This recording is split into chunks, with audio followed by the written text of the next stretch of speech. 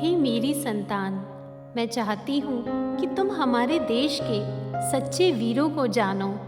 इसीलिए मैं तुम्हें हमारे आदर्श स्वामी विवेकानंद की कथा सुनाती हूँ। तुम जानते हो, स्वामी जी कहते थे कि सारे ब्रह्मांड की शक्ति इंसान के भीतर मौजूद है, बस उसे वह पहचानने की देर है।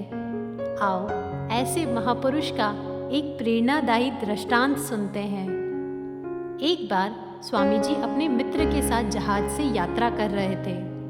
रोज की तरह सुबह उन्होंने अखबार पढ़ने के लिए अपने मित्र से मंगवाया। विवेकानंद जी ने अखबार पढ़ा और अपने मित्र के लिए वह अलग रख दिया और कक्ष के बाहर चले गए। विवेकानंद जी के मित्र अखबार लेकर बाहर डेक पर पढ़ने चले गए। उस समय तेज हवा चल रही थी, जिससे अखबार गलती से जहाज से फिसलकर समुद्र में चला गया।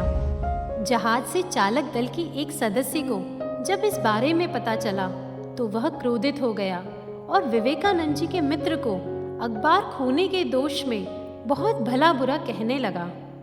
थोड़ी देर बाद जब विवेकानंद जी अपने कक्ष में लौटे और जब उन्हें इस घटना के बारे में पता चला कि कैसे जहाज के एक चालक दल के सदस्य ने उनके मित्र को अपमानित किया है, तब विवेकानंद जी शांति से उसके पास गए और एक कलम और पेपर मांगा।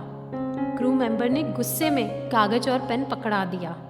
तब विवेकानंद जी वहीं बैठ गए और बहुत जल्दी उन्होंने उस कागज पर पूरा अखबार के सारे लेख लिख दिए और वे इतने सही तरह से लिखे थे कि उस पर अल्प विराम और फुल स्टॉप भी वैसे ही थे जैसे अखबार पर थे।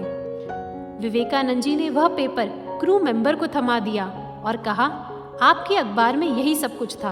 अगर आपको इसमें कोई भी संदेह है तो आप चेक करवा सकते हैं। इसमें एक भी विवरण गायब नहीं है। क्रू मेंबर ने जब वह पेपर देखा तो वह अवाक रह गया। समझे मेरे बच्चे, कैसे थे हमारे स्वामी जी।